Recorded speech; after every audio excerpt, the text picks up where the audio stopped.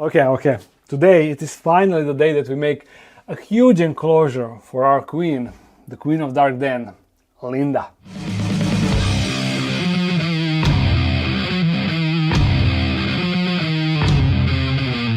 And even though this enclosure is really huge, it will be the biggest enclosure that any single tarantula in the Dark Den got, this still won't be Linda's permanent enclosure. I plan in the future make even bigger one, because you know she is huge, but she's still not at her maximum size. Let me bring her out. She's currently being housed in this standard 30 by 25 by 25 terrestrial enclosure, and you can see by yourself that yeah, it is not cramped for her, but she's definitely ready to be moved in bigger enclosure, you see.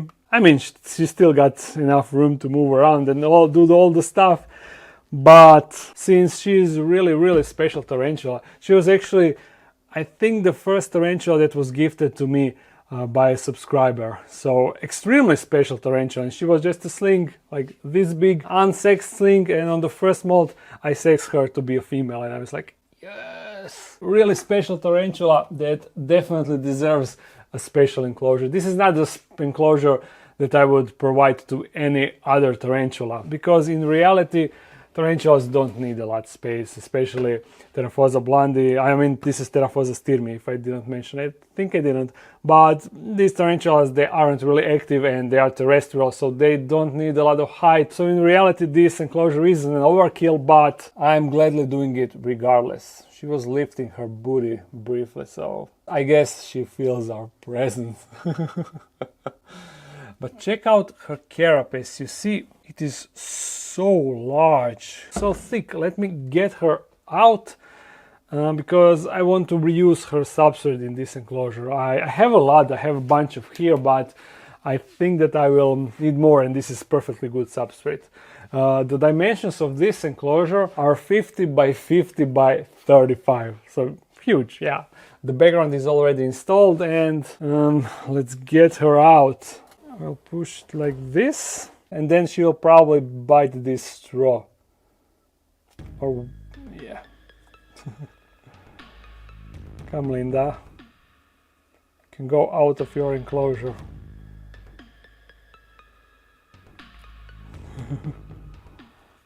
She's so large, I cannot believe. You know, when it comes to leg span, other pokies are almost the same size, but she's so bulky. Ooh, don't. But there she is in all her glory. Stop. I don't want to risk her falling off the table. Now you wait here as we build your enclosure. Your brand new enclosure. Yeah. So, this enclosure is so large that I don't think that I can get camera far enough in order to record it. Alright, I think that this will be fine. Now, here we go. These are the cork barks that I plan to use. This one will be the actual height that will go like here, while this one will be put somewhere, I mean, it will be placed somewhere here. I will plant some plants inside. Yeah, it will just make the enclosure better. It won't be for housing the tarantula. But now when I'm looking this camera, is this being kind of too dark? Oh yes, I was on the wrong setting. Sorry about that. Hopefully it wasn't too dark for you. But now I will get this old substrate together with her old hide. Maybe I should reuse her old hide. All of this substrate is going inside. Excellent. Now to bring in new fresh substrate. Now to mix the two. I actually reused this background from old Felix enclosure. This is the leftover that didn't fit into a green tree monitor enclosure, and I think that I can kind of feel the urticating hairs in the air from the old substrate. I think that I can feel them in my throat a little bit. And on my hands. Yeah, maybe this wasn't the best idea to reuse her old substrate, because you know, Theraphosa's, their urticating hairs are really irritating, more than the ones from the regular spiders. I mean the regular urticating hairs, so to say. Okay, this is now mixed. Now to bring in more substrate, I actually need twice as the amount that I have here. In case that you are wondering, even though I said it so many times that I feel like I'm a parrot, this substrate is a mixture of cocoa fiber, potting soil, peat moss, and a little bit of sand. So the consistency feels really nice with this mixture. Now there is enough substrate, you see, I guess, especially when I compress it a little bit, then it goes down. Let's feed the hide, the actual hide, like that. That's the basic idea. And over here in this corner, right here, I will put this cork bark. It will go way down, and this will enable me to put more substrate behind it. At least I'm hoping that it will enable me to do that. And also inside of the cork bark, in you go. There we go. This is the basic layout, but I will still add plants. I will still add some branches, and of course leaf litter, springtails. Maybe I can even add some isopods. Yeah, I can add some isopods because I have some local species. But first let's start with the plants. I have them right here. This pothos plant will go right here above the enclosure. Therefore, when I will be watering the pothos plant, the humidity will go down in the enclosure. I mean, not the enclosure, into the hide. While this plant will go right here behind the actual cork bark, like that. Hopefully it will find a good spot over there. And also I want another plant, the one that is growing a lot in the dart frog enclosure. You see this plant right here, I don't know the name, sorry, but that will go right there. Also I should have added this before the plants, but it doesn't really matter now. This is some branches. Perfect. Now leaf litter, that always makes enclosure a bit better, regardless on how many you put and where you put it. Yes, and now you know that it is coming. What is this? Ooh, it is sand for the texture. A must have for every enclosure. Yes, yes. More. I know that at this point I'm doing it as a meme, but you cannot deny that the sand definitely adds the texture on the actual enclosure and on the substrate and makes the whole enclosure look a bit more seasoned. I don't know, but definitely adds something. Even though after Tarantula starts moving everything around, that sand basically disappears and it is covered, but the enclosure as it is definitely looks better with it. Now the final touch with springtails and isopods. Let me bring those. The isopods actually aren't mine, but a friend of mine that you remember when I had a bunch of different roach colonies.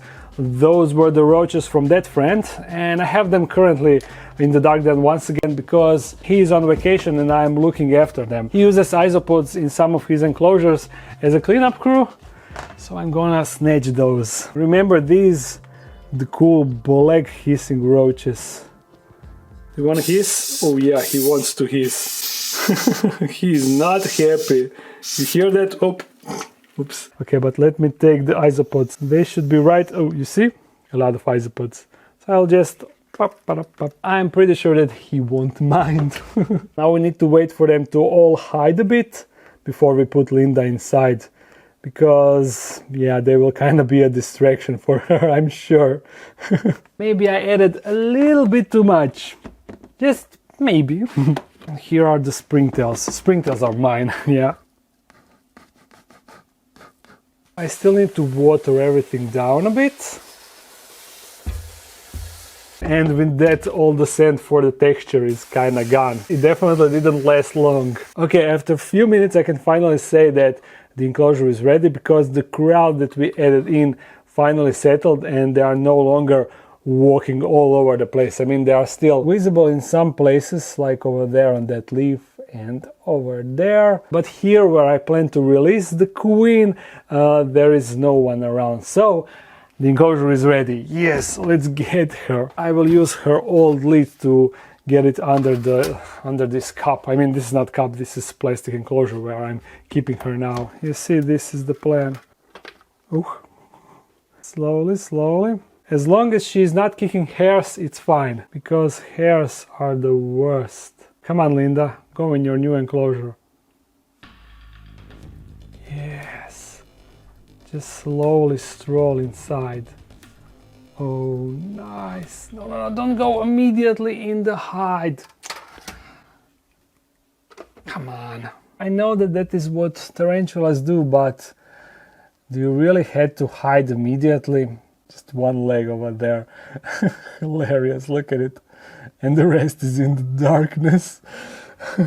Regardless, my plan was to feed her in the new enclosure, but for that, first we need to let her settle in also for like a day or so. So in the meantime, we are going to do a time lapse of her hopefully exploring the enclosure, and we will see how she will use it. Will she go around the entire enclosure, or will she just hang out in the hide the entire time? Let's figure that out, right?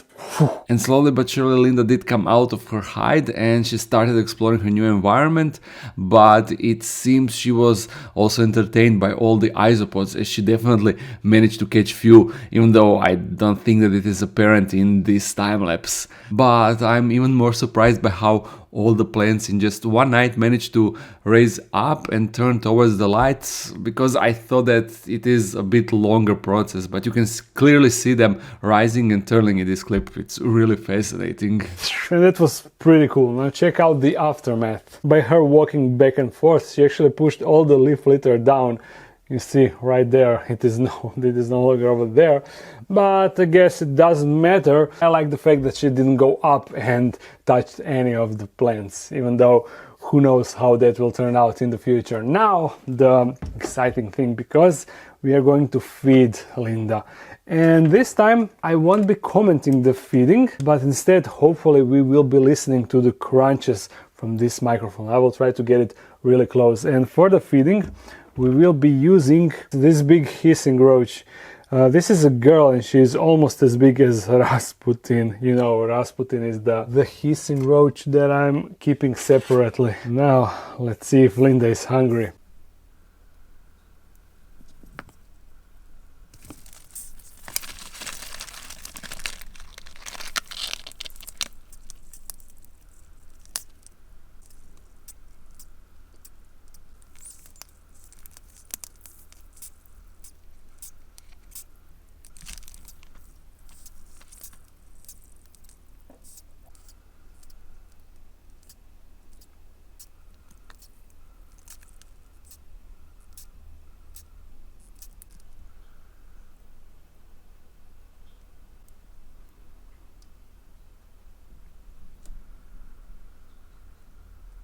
Pretty cool, I cannot lie. I think that the takedown was good, and I'm hoping that the sounds were better than usual. But Linda was more than happy to grab this huge roach. She's definitely hungry. Yeah, one top view. And honestly, by now I was already expecting the happy dance, but it looks like she will just be standing over there. Oh, the roach hissing and trying to struggle its way out of this situation, but that won't happen. No way, Jose. Okay, now let me take this enclosure to its appropriate space where I will keep Linda, but I have no idea how heavy it is, so this will be me lifting this enclosure for the first time. Actually, I should put the camera over there so you can see where I will carry her. And I will try to be super gentle because I don't want to disturb her now. Disturb her too much, that is. Alright, sliding it is easy, but let's see, lifting it up, how hard it will be. Need to get my fingers under it. Oh, this is heavy. So heavy.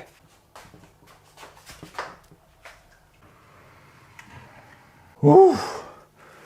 This is really heavy. Over there is chips, frogs, vampire crabs, and over there I had jungle nymphs, but now it is occupied by headlight cockroaches. Yeah, she will have a good company, and you see, I kinda scare her inside of her hide, just kinda, but I'm pretty sure that she will now, once everything settles, she will now come outside once again. Check out the silken tray that she left. Oh, but it is so nice now, this enclosure, together with all the other green enclosures over here. This whole corner is filling up nicely. I imagine I need 3 more enclosures over there, also green like that one, and also over here. Still a lot of work to do, but we are definitely getting there, together with that enclosure over there. Now check it out. I have the glass door now, you see? The only thing that I forgot to ask for the glass company that is cutting this glass for me. I forgot to tell them to make a hole, so I will need to do that by myself. I know how to do that, I just need a bit that is big enough to drill it. So far all the plants are still developing and growing nicely, so I think that this is a good enclosure for them. But with that being said and done, this is the end of the video. I hope that you enjoyed it. If you did, thumbs it up and comment something. If you want to support this channel even more, there's a Patreon page. If you're new to the channel, make sure to subscribe. I upload every Monday. Yeah, sometimes I say Monday or Friday still, because the words are in my head and I cannot control it that easily. I upload every Monday, so see you again next week. Bye.